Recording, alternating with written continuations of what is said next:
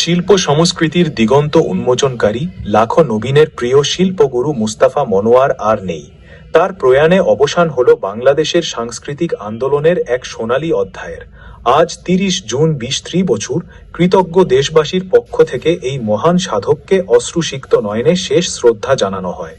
Bangladesh photographic society সহ আরও অসংখ্য সামাজিক ও সাংস্কৃতিক সংগঠন, শিক্ষক শিক্ষার্থী বৃন্দ সহ অসংখ্য নাট্য ও সাংস্কৃতিক সংগঠন। শহীদ মিনারে উপস্থিত সাংস্কৃতিক ব্যক্তিত্বরা জানান, মুস্তাফা মনোয়ার কেবল একজন চিত্রশিল্পী বা পাপেট নির্মাতা ছিলেন না, তিনি ছিলেন স্বাধীন বাংলাদেশে পাপেট থিয়েটার ও সৃজনশীল শিল্পকলার প্রসারে এক অনন্য বাতিঘর। টেলিভিশনের মাধ্যমে শিশুদের মনন গঠনে তার অবদান চিরস্মরণীয় হয়ে থাকবে।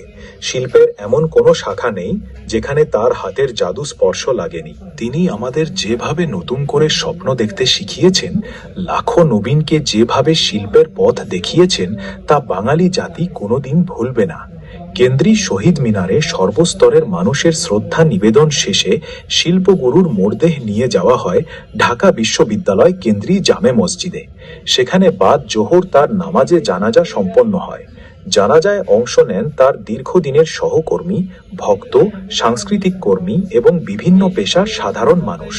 জানাজা শেষে তার মরদেহে চিরতরে সমাহিত করার জন্য নিয়ে যাওয়া হয়। তার এই মহাপ্রয়াণে দেশের সাংস্কৃতিক অঙ্গনে যে শূন্যতার সৃষ্টি হলো তা অপূরণীয়। তবে তার রেখে যাওয়া পাপেট শিল্প, চিত্রকর্ম এবং সৃজনশীল ভাবনা তরুণ প্রজন্মের হাত ধরে যুগ যুগ ধরে বেঁচে থাকবে, এমনটাই বিশ্বাস শোক সন্তপ্ত দেশবাসীর। এশিয়া বিডি নিউজ, রাশেদ কবির।